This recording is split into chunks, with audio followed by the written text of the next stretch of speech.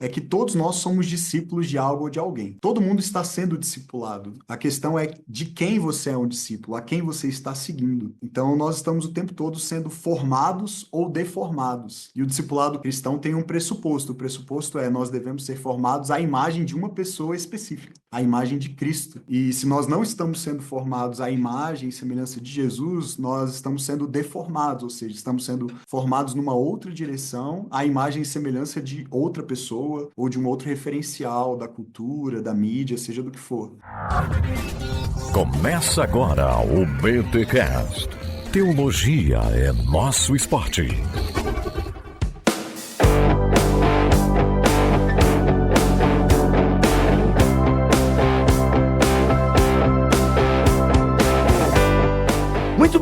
Muito bem. Começa mais um BTcast, de número 599. Eu sou o Rodrigo Bibo e já pensei em abrir uma igreja e o nome seria Aqueles do Caminho. Achava legal esse nome na época, mas não abri igreja até hoje, gente. Não vou abrir, não criem expectativas, para o bem de vocês. E eu sou o Bruno Maroni e a vida com Jesus é vivida na estrada. Ó. Eu sou a Amanda e junto com a Purpose Paper estou aprendendo a ser uma aprendiz de Jesus. Olha. Eu sou o Pedro Felizola e a vida cristã não é sobre tentar, é sobre treinar. Olha aí. Mas, ô Pedro, eu achei que tu ia fazer alguma coisa com felizão, assim, tipo, porque, desculpa, tu deve ouvir direto isso, né? Pedro Felizola, Pedro Felizão, né? Achei que você ia falar, a vida com Jesus não é só felicidade, sei lá, alguma coisa assim. Mas é sobre treino. Muito bom. Galera, estou aqui com um time muito legal, Bruno, que já esteve aqui. Bruno, você esteve aqui falando? Já esteve aqui, né, Bruno? Eu tô com a sensação que tu já gravou podcast comigo, ou eu tô viajando? É meu quarto podcast. Nossa, viu? Então aí, ó.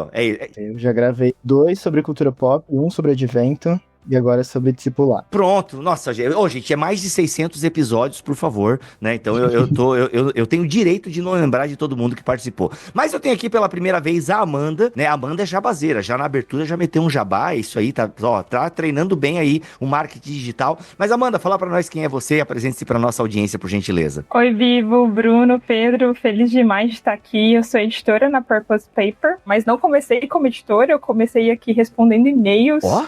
E antes disso, inclusive, eu era sou uma amiga, né, da Maeli, nos conhecemos na faculdade, então ela decidiu aí fundar uma empresa e depois de um tempo me chamou para caminhar junto com ela e eu ajudo aqui a desenvolver ferramentas, livros e tô muito feliz de ter participado da edição desse livro que a gente tá falando aqui hoje. Beleza, e Pedro, fala pra nós, é a primeira vez que você grava com a gente ou já gravou comigo também? Eu não tô sabendo. Não, é a primeira vez, tô muito feliz de estar aqui, obrigado pelo convite, uma honra para mim. Eu sou pastor em Brasília, plantador de igreja. Nós plantamos 3 anos atrás a Igreja Batista Vértice, uma comunidade de discípulos que estão praticando o caminho de Jesus juntos em Brasília, para que a vontade do Pai seja feita aqui como é no céu. Esse é o nosso desejo, a nossa missão como igreja. E esse é um livro, Praticando o Caminho, do pastor John Mark Comer, que inspirou profundamente a minha caminhada cristã e a minha jornada ministerial e a plantação da nossa igreja. Por isso, estou muito feliz de bater esse papo com vocês sobre esse livro hoje. Legal. Gente, basicamente o tema do livro é discipulado, então fique calma, não é um programa que é sobre o livro. O tema é discipulado, fique aqui que você vai aprender, vai ser edificado. É um programa para sua edificação, que é claro, a gente quer falar desse lançamento da Purpose Paper, que é Praticando o Caminho, Esteja com Jesus, Torne-se como Ele, Faça como Ele faz, do John Mark Comer,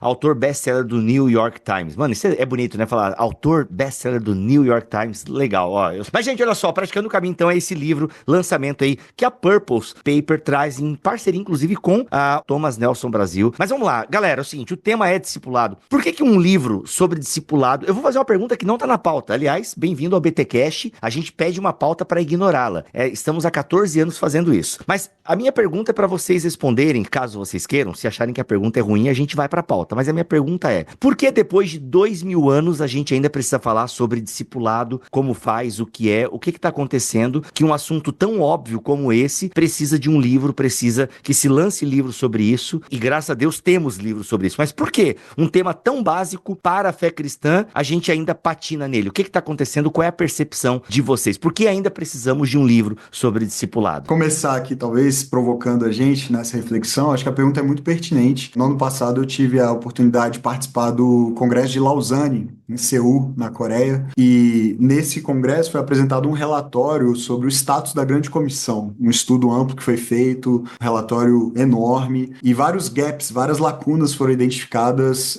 no que diz respeito à missão da igreja no mundo, nos seus diferentes contextos, mas o gap número um, o mais reportado como grande desafio da igreja nos nossos dias, é exatamente a crise do discipulado. Então, 2000 anos depois, a gente, como igreja, continua patinando nesse assunto. Eu acho que é por isso que é tão oportuno o lançamento desse livro, porque, na minha percepção, o pastor John Mark Comer conseguiu reunir um pouco do melhor da tradição cristã ao longo desses 2000 anos e trazer uma linguagem contemporânea, uma abordagem contextualizada para os desafios do nosso tempo, no que diz respeito à essência da missão da igreja, que é fazer discípulos. Por isso é importante a gente continuar refletindo sobre como fazer isso nos nossos dias. Caramba, esse lance do Lausanne, a gente até gravou um podcast aqui com o Vitor Fontana, que esteve lá também. Sim. Cara, é verdade, né, mano?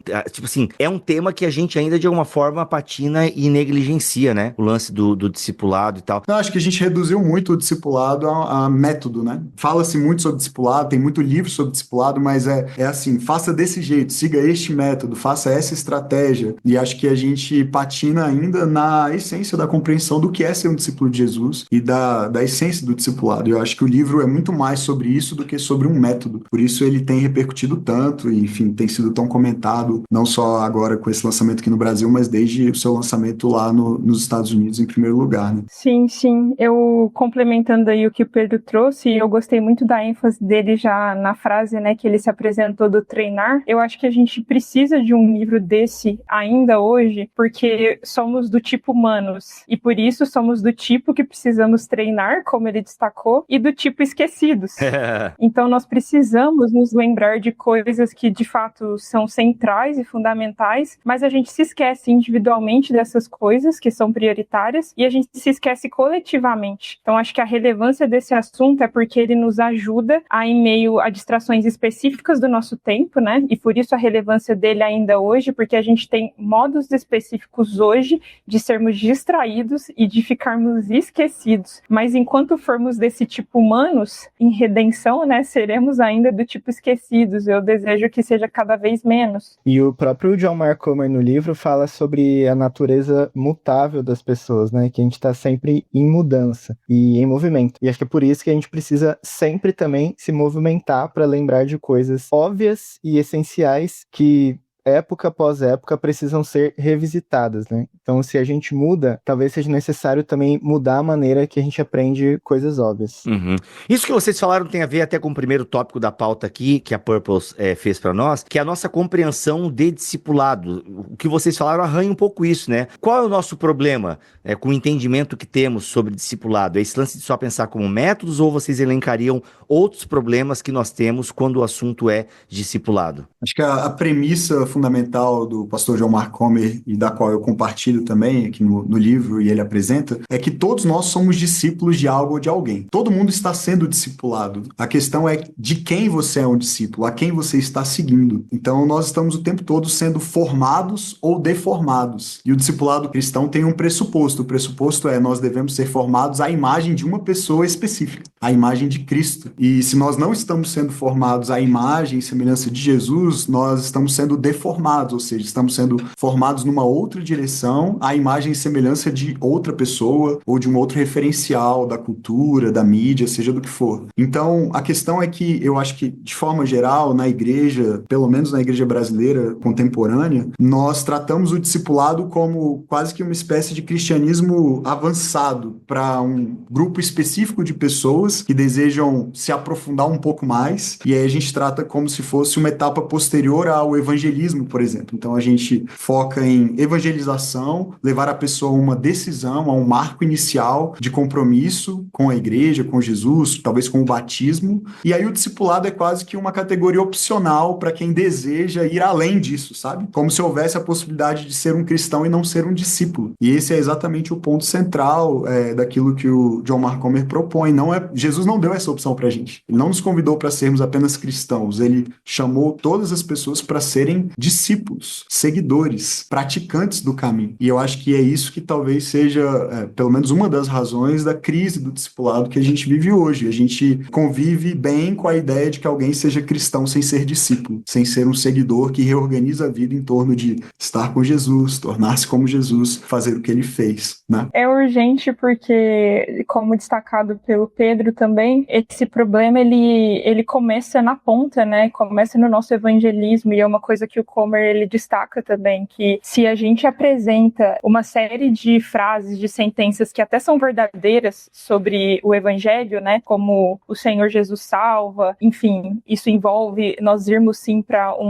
uma eternidade com eles, mas se a gente apresenta isso de uma forma em que a pessoa não se sente, depois de que compartilhamos a mensagem, desafiada, como se fosse um imperativo, ela de fato então entrar nesse caminho de discipulado, ela se tornar um aprendiz de Jesus, significa que a gente está evangelizando errado, porque a resposta ao nosso evangelismo, ela está sendo mais sim e não como, e é o que ele traz também, né? A resposta ao nosso evangelismo, ela precisa ser como então eu faço, como eu me torno um aprendiz, e não apenas aceito sim Jesus e pronto, acaba aí, né? E isso acho que tem a ver com um problema que a gente enfrenta, pelo menos aqui no Brasil, e acho que amplamente também, né, no mundo, que é aquela pergunta, por que o cristianismo evangélico especificamente, cresce, os números aumentam, as estatísticas da população aumentam, mas as coisas continuam iguais, em outros termos, assim, em questões de desigualdade social, problemas, a fome, de injustiça, falta de beleza no mundo. Então, o John Mark Comer, até bebendo bastante do Dallas Willard, né, que talvez seja a principal referência dele no livro, ele diz que todos esses problemas de esfera global, social, na raiz dele está esse abismo, né, de pessoas que até concordam e acham verdadeira a mensagem de Jesus, mas não a incorporaram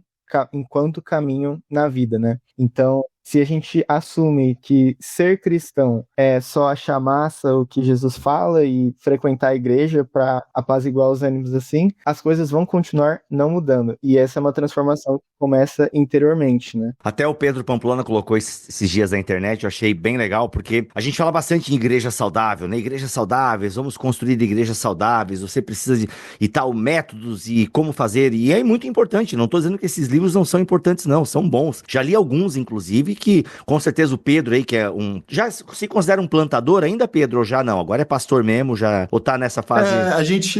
Eu sou pastor há 10 anos, né? Mas pastorei numa igreja já estabelecida, bem estruturada, e depois comecei um trabalho de plantação do zero. Hoje a igreja já está organizada, já tem 3 anos, já tem sua membresia, sua liderança bem estabelecidas. E eu considero que ainda somos uma jovem igreja recém-plantada. Legal. Então, com certeza, o Pedro leu vários livros sobre, né, plantação de igreja, sobre evangelicidade, isso tudo é muito legal. E a gente bate bastante nisso, né? Igrejas saudáveis, liderança saudável e tal, isso tudo é muito bom. Mas o Pedro trouxe um negócio, uma inversão. Tá, mas peraí, você é um membro saudável? É muito importante nós falarmos sobre lideranças tóxicas, abusivas, de fato, assim, é um problema que nos últimos 10 anos tem ganho, assim, graças a Deus, né, que tá tendo uma certa visibilidade, e quanto mais informação, menos abuso, né? Eu sou dessa natureza e tal. Só que, e de fato, a gente tem que falar de lideranças tóxicas. Mas, cara, a gente tem que falar, e a gente até tá preparando um programa sobre isso, sobre membros tóxicos, né?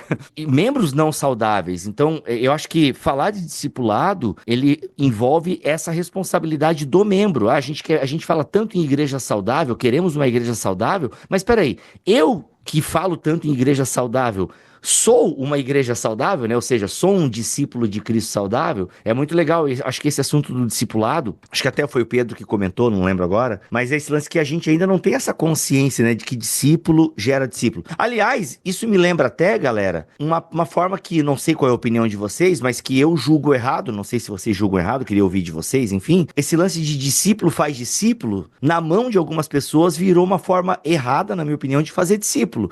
No sentido de que, cara, é crescimento crescimento de igreja, multiplicação, e é uma fábrica de crente, entendeu? Eu queria ouvir um pouquinho de vocês sobre isso, porque existem várias maneiras de... E muitos são feridos no caminho, né? Exato, então quais são esses meios errados de fazer discípulo? Existe meio errado de fazer discípulo, sabe? Tipo, essas tentativas fracassadas de discipulado, vocês poderiam elencar algumas e por que elas são fracassadas, né? E o Bruno até já cantou uma letra aí, né? Machucou muita gente aí no caminho. Acho que, para aproveitar o que a gente vem falando até aqui, acho que começa com esse estabelecimento de pesos ou essa fragmentação, como se evangelho pudesse estar dissociado de discipulado. Então, acho que um esforço que a gente vê no livro e pode ser uma forma da gente não fazer errado é a gente integrar essas duas coisas, né? Eu preciso entender que o evangelho ele está profundamente associado a discipulado e aquela questão fundamental também, né? Não tem como eu convidar outros para o caminho se eu não estou submetida ao caminho. Então, também nos certificarmos de que nós somos esses praticantes, esses aprendizes, e aqui não tem romantismo, né?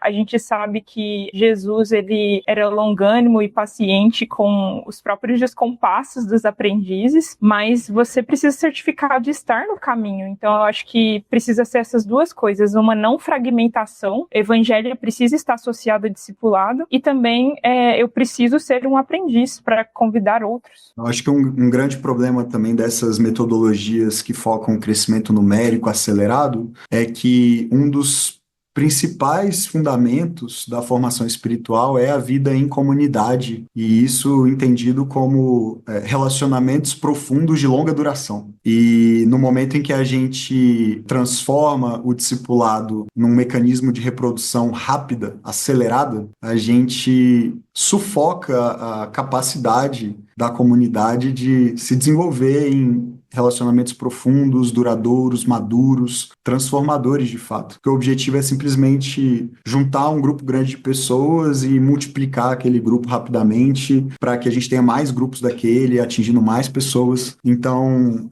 uma das coisas que o livro propõe é essa eliminação da pressa como algo fundamental para uma vida cristã profunda, né? Para que a gente possa amar de verdade. Não dá para amar com pressa, né? E os nossos métodos de discipulado são geralmente apressados. Eles são acelerados, eles são industriais, eles são...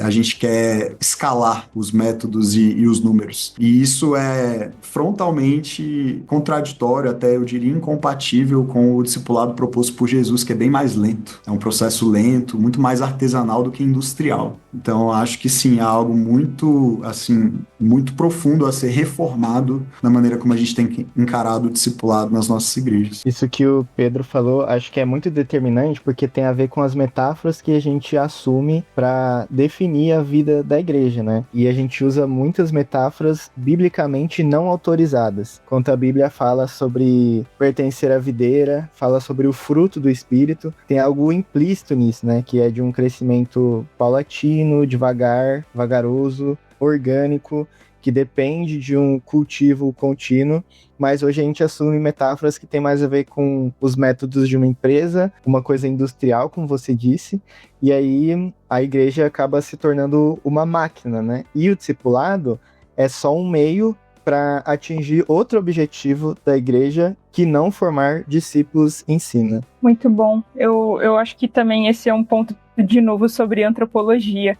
Acho que a gente precisa lembrar que tudo isso pressupõe um conceito do que é ser humano. E a gente já falou até aqui, né, que é esse que treina, que precisa ser relembrado, porque ele com frequência se esquece, mas que também ele precisa de tempo, espaço e precisa de outros, né? Então, acho que esse pressuposto antropológico é muito importante pra gente, como o Bruno disse, né, não começar a querer ser humano e funcionar com categorias empresariais, industriais. Muito bom, gente, muito bom. Esse lance do artesanal e do industrial me pega bastante mesmo, assim. Quando eu tive essa eureka, essa epifania, né, tipo, o modelo até de ser igreja, muitas vezes, ele acaba industrializando o crente, né? Ele acaba industrializando o crente, é bem complicado, cara, bem complicado. As pessoas viram meios de produção, né? Pra gente atingir um outro objetivo. O objetivo não é formar o discípulo. O objetivo é usar esse discípulo para um outro fim, né? E aí esse fim, muitas vezes, é um fim meio megalomaníaco, de expansão, de exportação criação de um modelo, de uma franquia, de uma marca. E isso inviabiliza o discipulado, porque isso inviabiliza o amor. A essência do discipulado é o amor, o alvo do discipulado é formar pessoas que amam como Jesus. E no momento em que eu torno a pessoa um meio para outra finalidade, eu perdi o amor. O alvo não é o amor mais.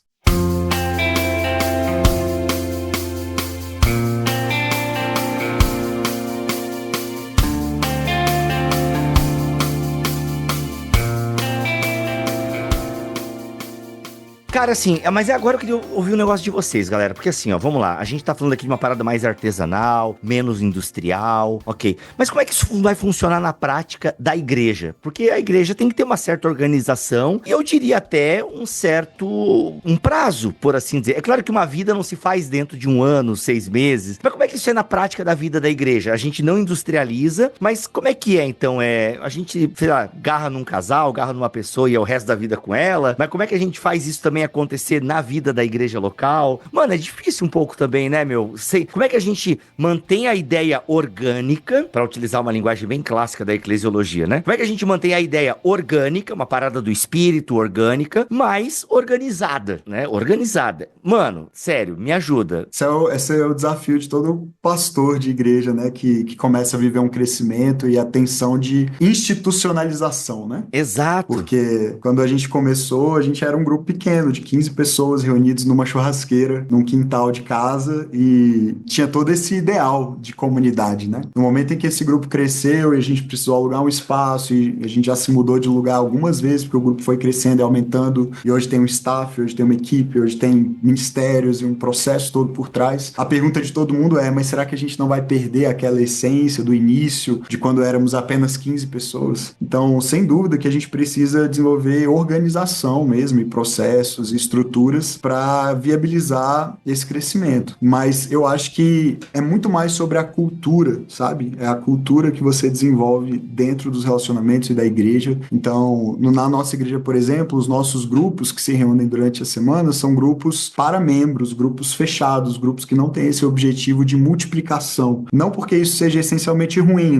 não é isso que eu estou afirmando. Muitas igrejas funcionam assim e alcançam ótimos resultados. Mas é que, para nós, a gente partiu de uma premissa que até um dos mentores aí do John Mark Comer, o Dallas Willard, fala muito sobre isso, né? A igreja funcionar como uma academia da vida, uma escola da vida, em que as pessoas vêm aqui e aprendem a viver, e aí, vivendo em comunidade, elas serão missionários, elas serão evangelistas na vida comum delas, no trabalho, na faculdade, no condomínio, no esporte, nos momentos de entretenimento, nas relações, né? Então, essa preservação da vida em comunidade, com formação de líderes que tenham esse entendimento do pastoreio, do cuidado, do discipulado, eu acho que é fundamental, e isso pode ser replicado em qualquer estrutura, em qualquer escala, mas dá bastante trabalho, né? E é fácil a gente se perder no caminho da institucionalização mesmo. Me permitem um paralelo. No livro, o Comer, ele fala sobre regras de vida, né? Se fosse pra gente defender, assim, né, entre algumas aspas, a metodologia, seria essa que tá mais focada em você se tornar um tipo de pessoa, e eu gosto muito porque ela não significa meta, né? Então ela contrapõe, inclusive, essa linguagem empresarial, industrial aí, de uma coisa a curto prazo, mas uma longa obediência numa mesma direção. Então acho que as regras de vida, né, que elas estão preocupadas em te ajudar a se tornar um tipo de pessoa, isso individualmente, mas você precisa lembrar que a gente aprende junto, né? A gente aprende em comunidade, então não tem como dissociar o praticar as regras de vida num contexto de uma igreja local, porque nós precisamos uns dos outros. E aí eu diria que na igreja local a gente tem a própria liturgia, né? O culto, que ele tá tirando essas liturgias rivais. Aqui eu me lembro muito de James Smith, né? E ele tá plantando novos ritmos, ele tá plantando novas cadências, e a gente precisa fazer isso tudo junto. E, de novo, né? A não fragmentação aqui importa. Não tem como eu praticar regra de vida sozinha no meu quarto e eu ser disciplinada nisso, e eu não tá ali na vida da igreja, no chão de fábrica da igreja, onde as coisas acontecem, e eu preciso das pessoas que estão ali, né? Lembrando também que não serão relações de afinidade, mas relações de um pacto, né, de pessoas comprometidas com o aprendizado de Cristo. Então, acho que regras de vida extrapola para a comunidade necessariamente. Na verdade, até complementando, Amanda, mas a regra de vida é essencialmente comunitária, assim. A gente pode fazer uma adaptação para criar uma regra de vida particular, individual, um conjunto de ritmos e práticas, mas a regra de vida nasce no contexto dos monastérios, né? Os monges estabeleciam, e acho que a primeira de que se tem notícia é a regra de São Bento, né? A regra beneditina. Os monges estabeleciam uma regra de vida, um conjunto de ritmos, segundo os quais, dentro do monastério, da organização do monastério, eles viveriam. Horários para orar, horários das atividades e cuidado com o próprio monastério, de cozinhar, de fazer o trabalho ali dentro. Todos os ritos, as liturgias, eram organizadas de forma a cultivarem uma vida comum, uma vida compartilhada. E a igreja, ao longo do tempo, foi perdendo isso, né? E esse é um dos principais apontamentos que o John Mark Comer traz também na avaliação dele sobre a igreja contemporânea. As igrejas mantiveram suas regras de fé, mas abriram mão da sua regra de vida. Então é muito comum cada igreja hoje ter no seu site a sua declaração de fé, sua regra de fé. É nisso que nós cremos. E a gente transforma o discipulado numa coisa meramente cognitiva, intelectual. Creia nessas coisas e você será um bom discípulo de Jesus. E aí a gente negligencia a prática e a comunidade, que são os outros elementos desse tripé, né? Então, a igreja, historicamente, sempre teve uma regra de vida, um conjunto de hábitos e práticas vividos em comunidade para nos tornarmos um determinado tipo de pessoa, né? Mais parecido com Jesus. E a ideia é resgatar essa regra de vida, não perder a regra de fé de forma alguma, mas resgatar também a regra de vida como essencial. Sim, e acho que a regra, né, o termo regra pode assustar as pessoas, inclusive o público evangélico, porque a gente tem receio de tudo aquilo que tende a ordenar o que nós vamos ou não fazer, né? Remete a um legalismo, né? Parece remeter a um legalismo. Né? Sim, uma vez eu propus uma conversa a respeito lá na nossa comunidade e a gente sentiu bastante, assim, essa resistência dos irmãos e das irmãs pelo termo da regra, com medo de que fosse algum tipo de legalismo. Então, por exemplo, se eu assumir tal prática comprometidamente no meu dia a dia, isso significa que eu vou estar só obedecendo a Deus, vou querer ser amado por isso, e não o contrário. E é claro que a gente precisa colocar as coisas no devido lugar, né? Uma regra de vida não vai convencer Deus a nos amar mais, mas porque Deus nos ama, ele disponibiliza para nós um tipo de vida que nós desfrutamos quando praticamos uma regra de vida. E acho que um passo importante também é a gente entender que algo orgânico e algo organizado não são coisas autoexcludentes, assim. Tipo, a criação de Deus, ela floresce porque ele criou o mundo de maneira organizada. Um músico virtuoso vai alcançar o máximo do seu talento e da sua vocação quando ele se organiza para praticar a habilidade dele, né? Assim como um jogador de futebol pode ser um jogador brilhante, mas esse brilhantismo pode ser extremamente fugaz se ele não treinar e não assumir uma regra para que isso seja desenvolvido, né? E de fato, às vezes a gente acaba transformando essa questão de regra de vida, que é algo originalmente comunitário para a vida da comunidade, em uma espécie de filosofia de desenvolvimento pessoal, né? Que tá bem alta, assim, hoje. Isso é muito perigoso. Sim. Cara, e é uma linha tênue, assim, porque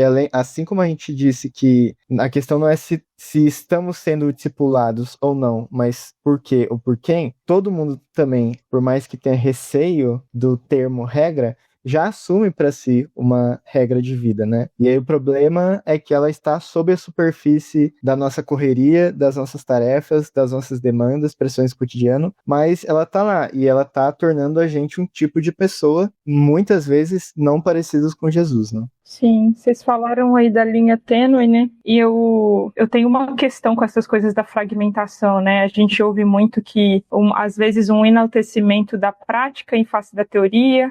Vamos ser práticos e, às vezes, parece que a teoria tem menos importância. Ou vamos focar, talvez aqui o excesso possa ser, né? Na comunidade, como se isso não tivesse impacto também na individualidade, né? No desenvolvimento da pessoa. E eu acho que um caminho mais útil é a gente entender que essas coisas, elas estão Então, elas precisam estar unidas, né? A gente não tem fragmentação, mas naquela linha de que Deus, ele redimiu um povo. Eu, como indivíduo, sou responsável, eu respondo diante de Deus, e também como comunidade, eu estou ali, né, no meio de um povo. Quando o Senhor foi lá tirar o povo do Egito, ele tirou de fato um povo, e ele se comprometeu ao longo do caminho de tirar o Egito desse povo, e eles faziam isso todos juntos. Mas a gente precisa lembrar também que nós responderemos individualmente, né, diante do Senhor. Então, acho que um caminho útil é a gente não optar pela fragmentação. Então, eu estou igualmente comprometida com o modo como eu vivo a minha vida aqui, no meu apartamento e na minha vida cotidiana, mas também na minha comunidade de fé, com os meus irmãos, com aquelas pessoas que, enfim, eu conheço ali, né? Acho que a gente precisa tomar cuidado em não fragmentar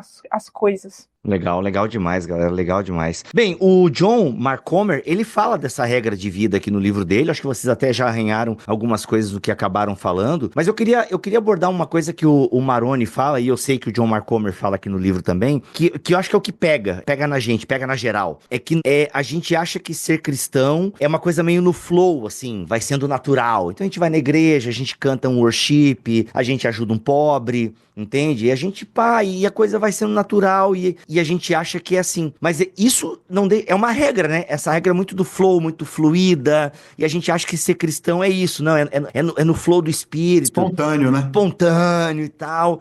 Isso vocês entendem que isso é um problema? O Mark Comer vê isso como um problema? Essa parada meio fluida? Cara, é isso, presta atenção ali e tal, cuidado, mas é uma coisa meio jogada, assim, sabe? Na base da intuição, né? Exato, porque eu acho que a gente volta para aquela luta do orgânico e organizacional, né? Que acho que é a grande tensão, assim, porque acho que a gente é muito no orgânico e tal, mas no fundo...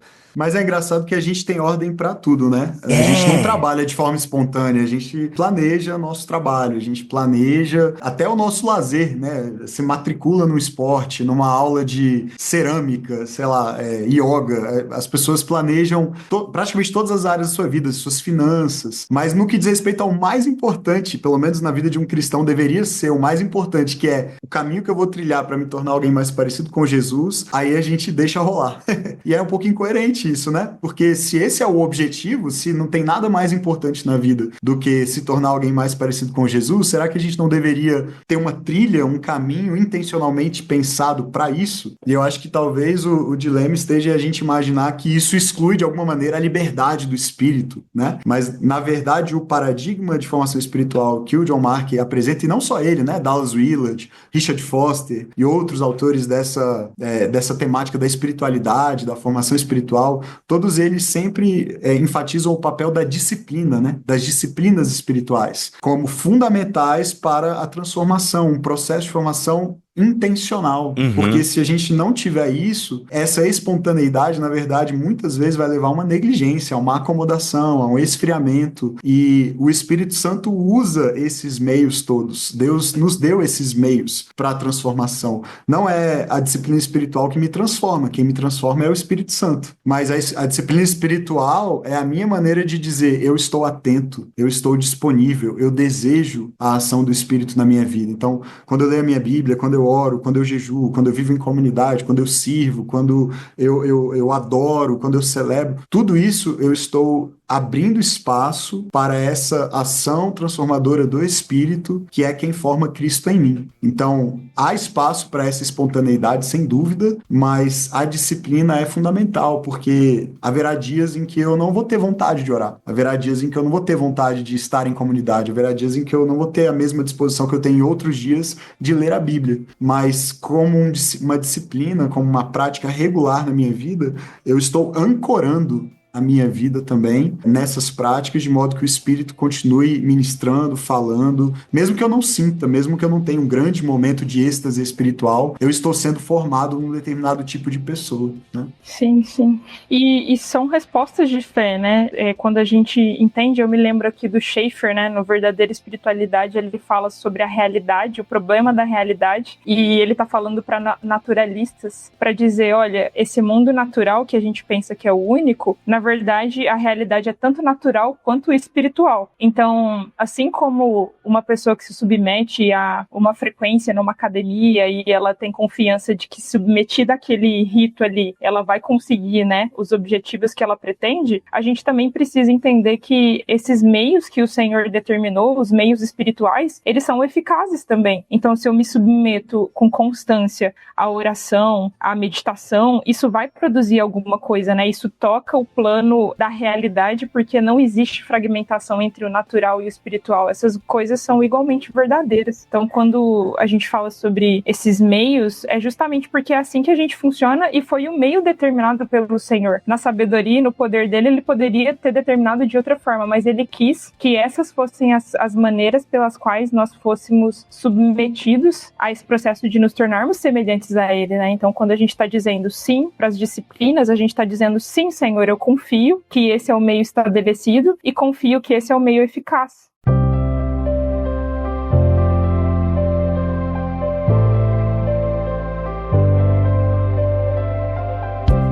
Galera, olha só, praticando o caminho, esteja com Jesus, torne-se como ele, faça como ele, de John Mark Comer. Ô Pedro, quais assim, tipo, esse praticando o caminho, né? A gente não tem como falar do livro inteiro e tal, já falamos do tema central do livro, de alguma forma, enfim, que é um livro que vai falar sobre discipulado, a importância do discipulado, mas como que o John sugere esse caminho? Como é que ele sugere a prática do caminho até culminar na regra de vida? Legal. Então ele propõe que a vida do discípulo seja organizada em torno de 3 objetivos fundamentais. O primeiro deles é estar com Jesus. O que significa estar com Jesus? Como é que e ele até propõe esse questionamento, né? Como é que eu vou estar com alguém que não está aqui entre nós fisicamente, né?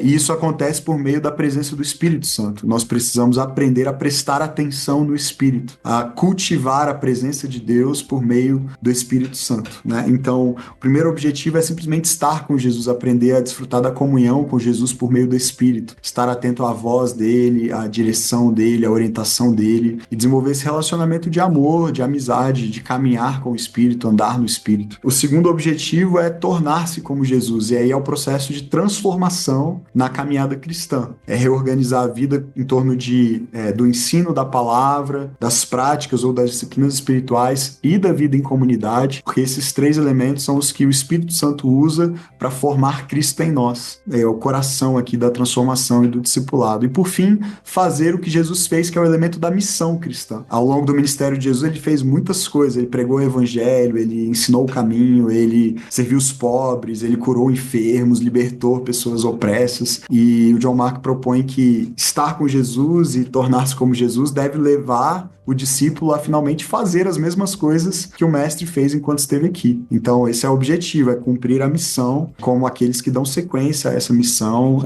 que Jesus iniciou. E para tudo isso, a gente precisa de uma regra de vida, a gente precisa de um conjunto de ritmos e práticas. Acho que o Bruno podia falar um pouquinho mais sobre essa regra de vida. Boa. A regra de vida vai ser como a estrutura que uma videira precisa para frutificar. Então é algo orgânico. A treliça, né? Exato, a treliça que vai dar vida à videira e não suprimi-la, né? E eu acho que o autor, o John Mark Comer, no Praticando o Caminho, ele encoraja bastante a gente a buscar disciplinas espirituais e reorganizar a vida em torno de Jesus com humildade e simplicidade. Acho que esse é um assunto que pode assustar muita gente também, porque dá a impressão assim, tá, então quer dizer que eu ser um discípulo de Jesus significa eu tornar a minha vida mais difícil e mais atarefada do que ela já é? Não é por esse caminho. Você assumir o caminho do discipulado, sim, a sua vida pode se tornar mais desafiadora, porque é um desafio se tornar como Jesus. A gente só é capaz disso pela graça, pelo poder do Espírito, habitando em nós e nos transformando, mas a gente pode, com simplicidade, olhar para a nossa agenda, olhar para o nosso dia a dia e pensar em como inserir essas práticas no nosso dia. E são exercícios que começam mesmo de maneira humilde, de maneira sutil e perseverante. E como a gente disse, não é todo dia que a gente acorda com uma vontade super espontânea de passar horas lendo as escrituras, de passar horas orando e assim por diante. E eu acho que pensar na dinâmica de um relacionamento ajuda bastante nesse sentido.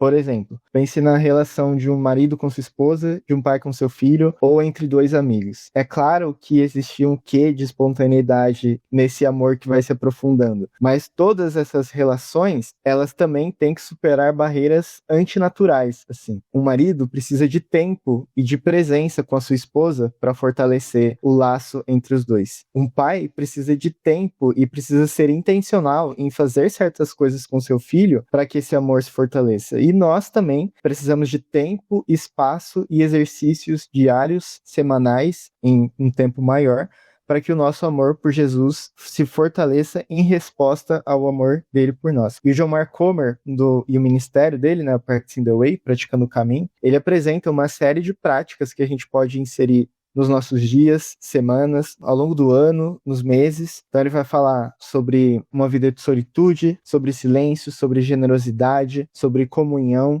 sobre testemunhar, sobre as escrituras também. E eu acho que faltam algumas, não lembro todas de cor. Descanso, jejum, oração também. E é bem legal acho que um exercício que a gente até tenta fazer aqui em casa é listar essas práticas que vão nos aproximar de Jesus, ver como que a gente pode reorganizar os nossos dias ao redor delas. Tem tantas coisas que a gente vive como prioridades, mas que no fundo não são as coisas mais importantes, que em um ato de obediência e até constrangimento, a gente pode repensar a nossa rotina, assim. A gente conduz um pequeno grupo, recebe um pequeno grupo aqui em casa, e eu percebo que muitas vezes a gente esbarra em questões ou em dilemas que as práticas não solucionariam, mas levariam a gente para um caminho melhor. Porque, assim, todo pequeno grupo é óbvio que as pessoas concordam que a gente precisa ler mais a Bíblia, a gente precisa orar mais, sem isso não nos tornaremos mais semelhantes com Jesus. Mas a gente esbarra, por exemplo, na agenda,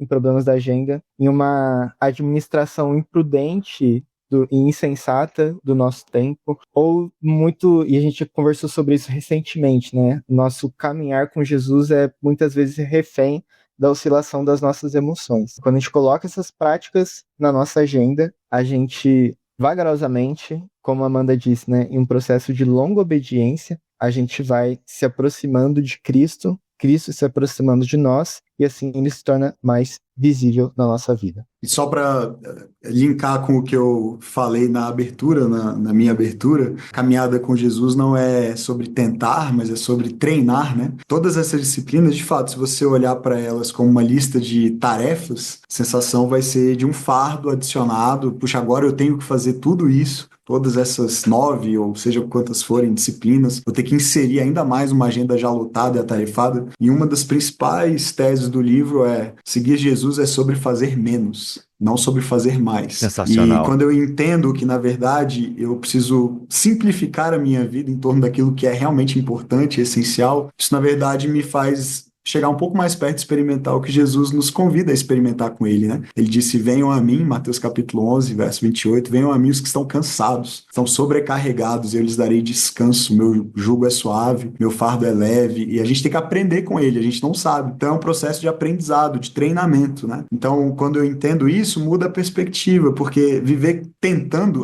hoje eu vou tentar ser um cristão melhor. Pega a lista do fruto do Espírito em Gálatas 5 e vai tentar, né, viver de acordo com ela. É frustração atrás de frustração. Minha paciência com meus 2 filhos pequenos acaba geralmente às 7h30 da manhã. E se eu viver com base... Só quem é pai entende.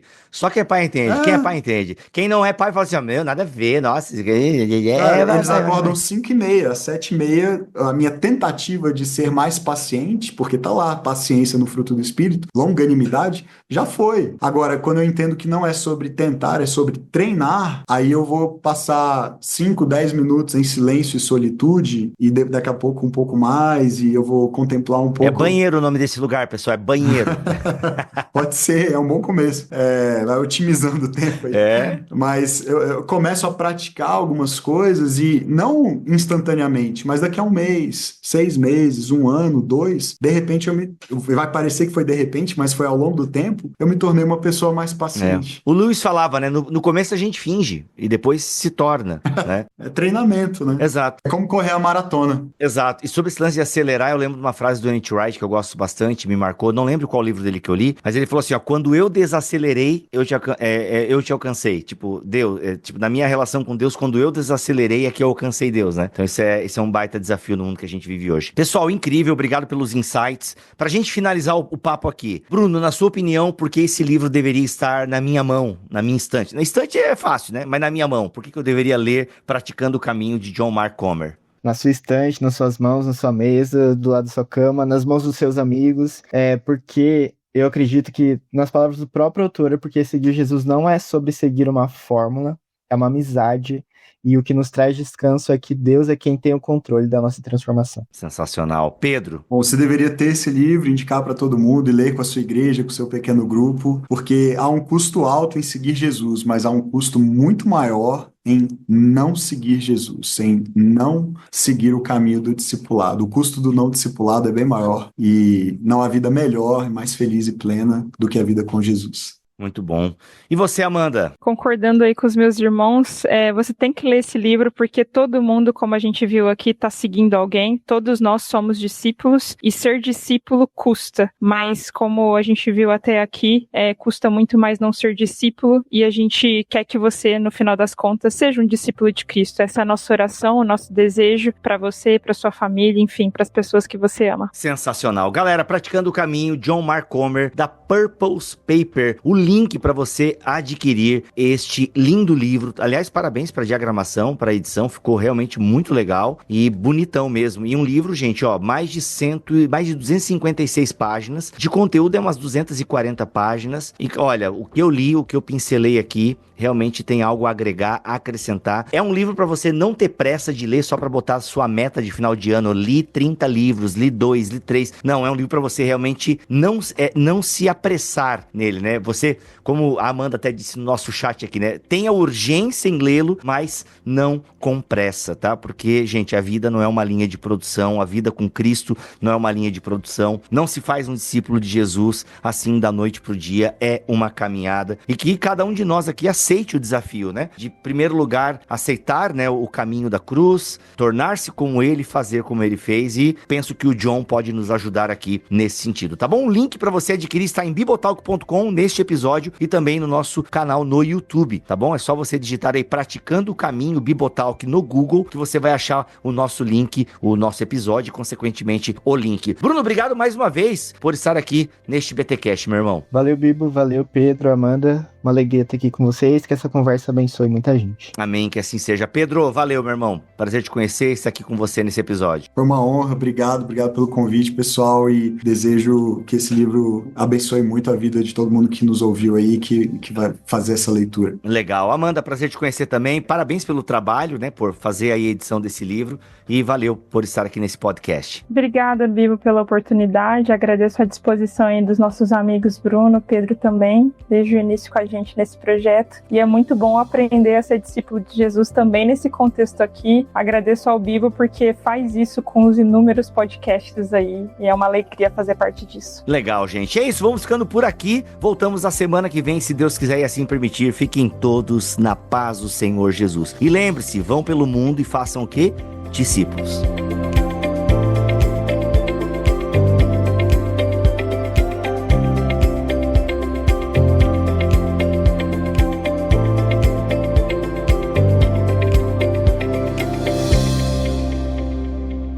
Este podcast foi editado por Bibotalk Produções.